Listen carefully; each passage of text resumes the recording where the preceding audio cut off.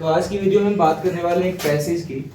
तो उससे पहले कि मैं आगे बढ़ूं इसमें हम आपको कुछ आपकी गलतियों का रियलाइजेशन करवाना चाहता है। आप गलतियां कहाँ करते हैं? बच्चे जैसे ही पैसेज दिखते हैं वो सबसे पहले क्वेश्चन के पास आते हैं, जो कि सबसे बड़ा फॉल्ट है। क्योंकि यदि आप बारी बारी से सारे क्वेश्चंस को पैसेज में ढूंढोगे तो I think it will take longer time, बहुत ज़्यादा वक्त लग जाएगा। तो बेहतर है आप पैसेज को पहली बार में ही पूरा पढ़ लो और समझ जाओ, तो आई थिंक आसानी होगी। तुरंत आपको वो लाइन मिल जाएगा जहां पर इसका, क्योंकि आंसर कोई जरूरी नहीं होता। बच्चे को लगता है अरे पहला क्वेश्चन है, पहले लाइन में दूसरी लाइन में मिल जाएगा, ऐसा नहीं होता। रैंडमली भी होते हैं क्वेश्चन, हो सकता है बीच से भी पहला क्वेश्चन हो सकता है। इसीलिए जब चाहे कोई भी एग्जाम हो, यदि आप पैसेज डील कर रहे हो, सबसे पहले ध्यान रखना चाहिए हम पैसेज को लाइन बाय लाइन पढ़ लें। इससे तो दो बातें होंगी कि हम कम समय में बना पाएंगे, क्योंकि हमें पता होगा कि पैसेज में कौन सी बात किधर है, और बहुत ही आसान तरीके से, और कभी कभी कंफ्यूज भी होते हैं तो वो भी कंफ्यूजन नहीं होगा। ठीक है, तो ये सब समझते हैं कि लाइन को क्या कुछ है पैसेज में। ठीक है, तो पैसेज में language is a wonderful gift to man, यानी भाषा जो है एक बहुत ही सुंदर सा उपहार है जो कि इंसानों को मिला है। No animal possesses this gift, और यह उपहार किसी जानवर के पास नहीं है। वैसे हम भी एक एनिमल ही हैं, बट हम उनमें से खास है क्योंकि हमारे पास एक भाषा है। But they have their over way, या यहाँ पर अदर वे भी कह सकते हैं। उनका एक दूसरा तरीका होता है एक्सप्रेसिंग देमसेल्व्स, खुद को एक्सप्रेस करने के उनके दूसरे तरीके होते हैं। भले उनके पास भाषा नहीं है, बट ऐसा माना जाता है और ऐसा सच भी है कि एनिमल्स डू कम्युनिकेट, वो भी बातचीत करते हैं बाय देयर बॉडी लैंग्वेजेस। चाहे वो जैसे बात करें, बॉडी लैंग्वेज के थ्रू करें, या कोई तरह तरह की जो गतिविधियां होती है उससे वो कम्युनिकेट करते जरूर हैं। When a rabbit sees an enemy, अब यहाँ पर कुछ उदाहरण दिए गए हैं कि जब एक रैबिट यानी खरगोश जो है दुश्मन को देखता है, इट रन्स अवे, यह भागता है। रन अवे एक फ्रेज होता है जिसका मतलब होता है भागना। इनटू इट्स होल, रैबिट कहाँ रहता है? तो बरो में रहता है, उसके होल या मान दिया उसको। बरो एक अच्छा वर्ड है, इसको यूज किया जाता है जैसे कि अलग अलग जानवर की रहने की जगह अलग अलग होती है। जैसे हम स्नेक को कहते हैं स्नेक होल में रहता है, बट रैबिट के लिए अच्छा सा वर्ड है जो है इसका लिविंग प्लेस है, वो बरो होता है, घोंसला टाइप का होता है। ठीक है, तो ये अपने घोंसले में जाता है, अपने बरो में भागता है। Its tail bobs up and down, इसका पूंछ जो है ऊपर नीचे होता है जब ये भागता है, तो as it runs. The other rabbits, अब देखो इससे क्या होता है, ये कम्युनिकेट कर रहे हैं। आपको भले ही पता ना चले, आपने कभी भले ही नोटिस ना किया हो, बट ऐसा होता है। यानी जब ये भाग रहे हैं तो अपनी पूंछ को ऊपर नीचे कर रहे हैं, डर से। खास करके जब भागेंगे तो डर से भागेंगे तो उसके भागने की जो तरीके होंगे वो अलग डिफरेंट होंगे। तो ऐसा करने से क्या होता है कि the other rabbits see it, दूसरे रैबिट्स इसको देखते हैं, and they too run away, उन्हें समझ में आ जाता है कि कुछ आफत है, कुछ वो भी साथ हो चलते हैं। आप लोग बचपन में खरगोश वाले कहानी सुने होंगे, आसमान गिरा ऐसा कुछ, तो एक खरगोश भागा तो वो भाग रहा है, दूसरे उसके साथ सारे हो लिए। मतलब ऐसा खरगोश को वैसे बहुत ज्यादा डरपोक में माना जाता है। They know that there is a danger, उन्हें पता होता है कि यहाँ कोई खतरा है। When a cobra is angry, अब दूसरे जानवर का उदाहरण लिया गया है, कोबरा, जो कि नेशनल रेप्टाइल भी है, सरीसृप भी है। तो जब एंग्री होता है, ये गुस्सा होता है, it raises it's hood, hood का मतलब शायद आपको पता ना हो, फन होता है। तो इसका जो फन है वो अपना उठाता है ये, and makes itself look fierce. ऐसा क्यों करता है वो?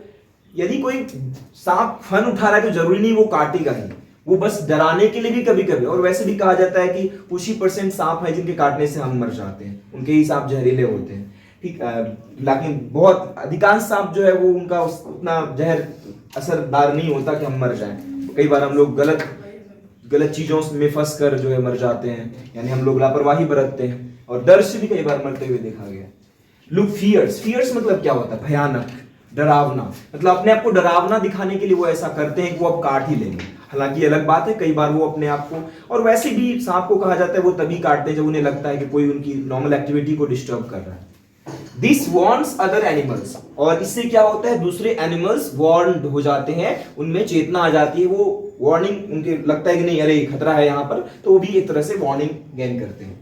When a bee, अब यहाँ मधुमक्खी की बात की गई है कि जब एक मधुमक्खी जो है has found some food, उसे कुछ खाना मिल जाता है, it goes back, तो कितनी एकता होती है। देखो हम लोग को कुछ बढ़िया खाना मिल जाए तो अकेले पहले भरपेट के खा लेंगे, है कि नहीं?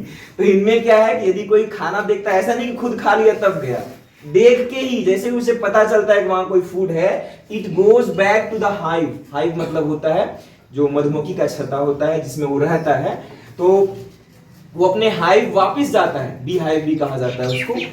It can not tell the other bees where the food is by speaking. ये जो है दूसरे मधुमक्खियों को बोलकर तो नहीं बता सकता ना कि खाना कहाँ है टू देम, बट लेकिन it does a kind of dance. लेकिन ये क्या करता है, एक खास तरह का डांस करता है, हवा में नाचने लग जाती है, इन द एयर।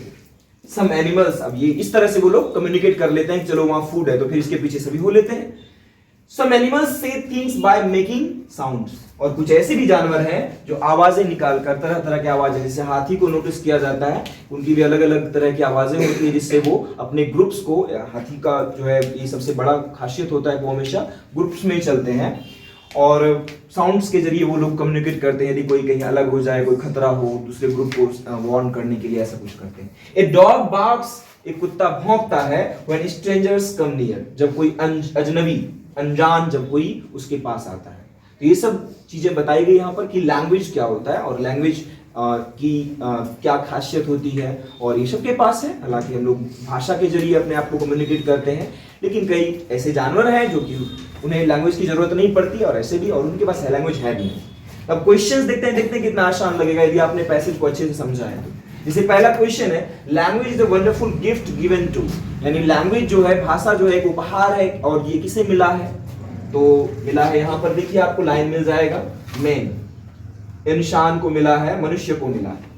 आसानी से आंसर मिला। फिर आगे बढ़ते हैं, when rabbits see on enemy, यानी जब वो एक दुश्मन को देखता है, इट, ये क्या करता है, तो भागता है, अपने बरो में भागता है। यहां पर आपने एक लाइन देखा ना, it runs away into its hole और बरो, तो यहां पर आप ऐड कर सकते हैं, it runs away into its hole और बरो, जो कि।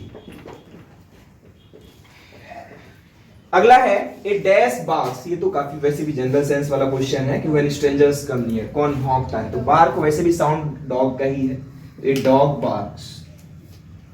No animal possesses the gift of, कैसा गिफ्ट जो है किसी भी जानवर के पास नहीं होता है। यहां पर देखिए दूसरा लाइन था, आई थिंक, नहीं, no animal possesses this gift, तो क्या हो जाएगा यहां पर, द गिफ्ट ऑफ लैंग्वेज, यानी भाषा का जो उपहार जो है किसी भी जानवर के पास नहीं है,